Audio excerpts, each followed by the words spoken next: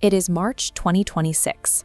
The property tax bills have finally hit mailboxes across the state of Texas, and the assessments are terrifying.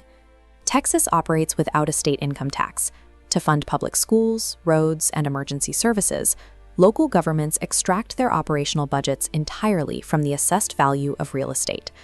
Over the last several years, property valuations have soared, yet the actual incomes of the working-class people living inside those properties have stayed stagnant, heavily suppressed by the rising cost of groceries, insurance, and basic utilities. Now, an average family might open a letter to find a $15,000 tax bill due in a matter of months. If they miss the deadline, the county wields the legal authority to seize their property to recover the funds.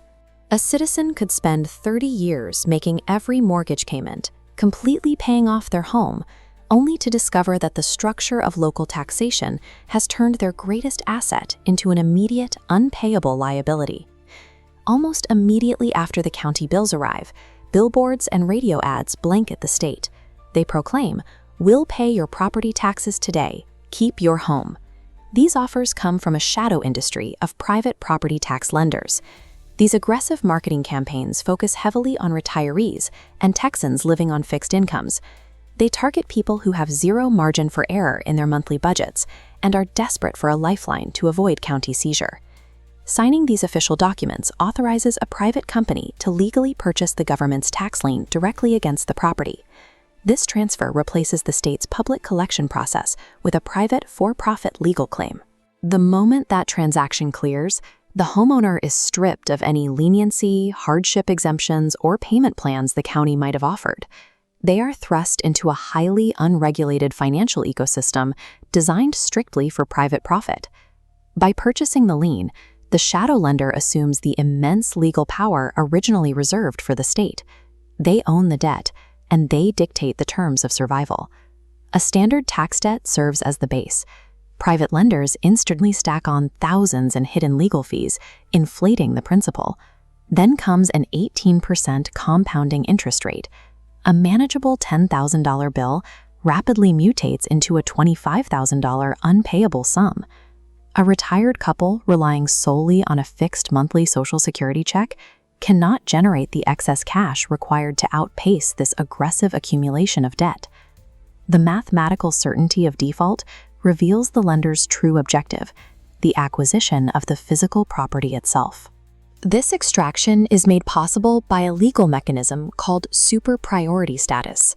This means a specific debt legally outranks all other claims on a property, regardless of when they were established.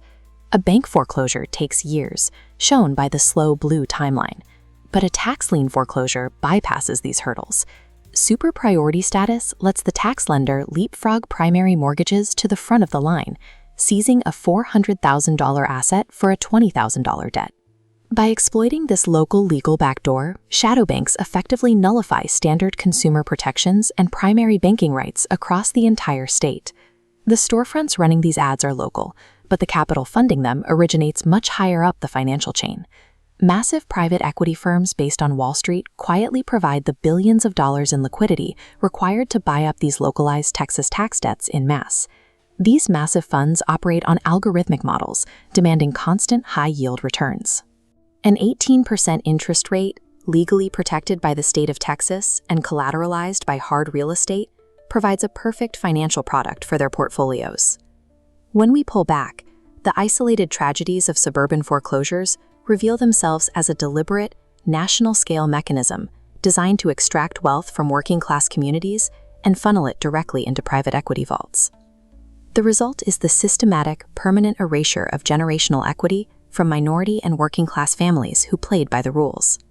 Citizens are physically locked out of homes they spent decades working to own completely free and clear, losing their financial security over a single heavily inflated tax bill. The 2026 crisis exposes the fragility of the Lone Star dream. Texas residents effectively hold a temporary lease from the tax assessor, remaining one financial shock away from total seizure by the shadow banks.